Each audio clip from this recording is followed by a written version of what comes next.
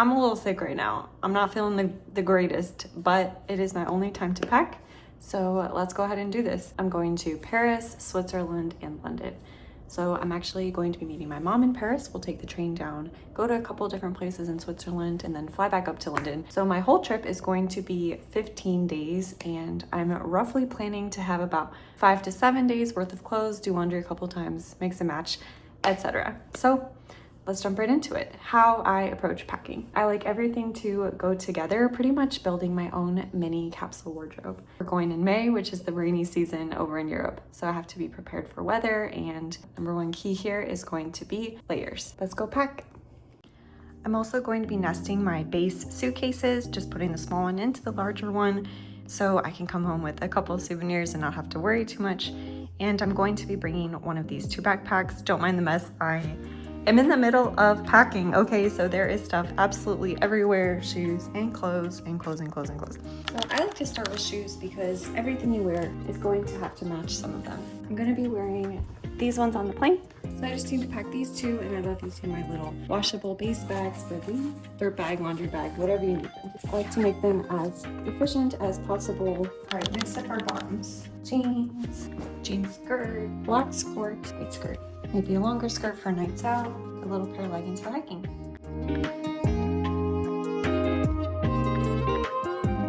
Alright, so next up we have jackets. Listen, you need a nice trench coat. I'm also bringing this jacket and raincoat.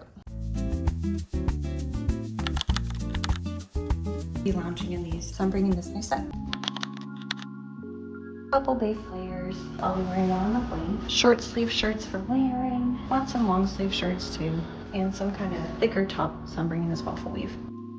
In this shirt, so you have a mixture of prints and solids. It might not be as aesthetically pleasing, but it is good to do a mixture of rolling and folding so things are as flat as possible. Thick layer, medium layer, and also it's just a little something to throw on. Fancy firm dress for more formal occasions, like river cruises or nice dinners out. Just a bunch of samples. You guys know I love those beauty pop-ups. So, I'm a big makeup girly. I just got the cutest bag recently. Thank you so much to their owner, she is a gem.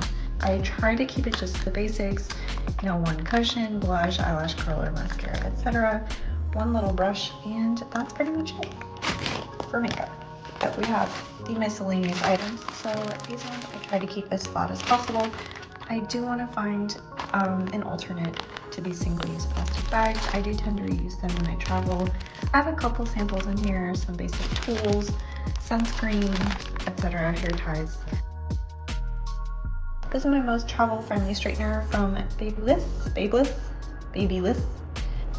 All set. For tools, I have a little clip-in scrunchie and a small clip. Get your toothbrush, toothpaste, deodorant, things to remove your makeup, and I would especially recommend this if you get oily hair while traveling. It can save you at least through morning and afternoon, pushing one more hair wash. And we have some fun face masks.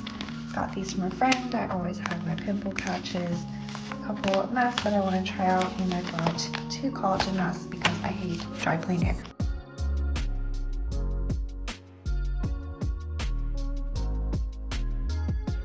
And I have some random medication. And I keep one in my personal carry-on as well.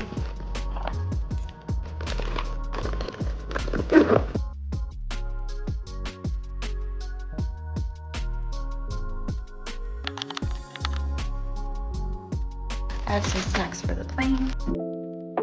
My sunglasses. Of course, my passport. My film since I'm not bringing my pod. Some tissue. Some lip stuff, charged AirPods, some Band-Aids, alcohol wipes, and pads, you never know. More floss, like I mentioned, Mentos. And lastly, I got this little stand from Muji on the plane. You can prop your phone up, watch some videos. It keeps you hands-free. Look out for that in my next upcoming video. Thanks so much for watching, and I'll see you next week.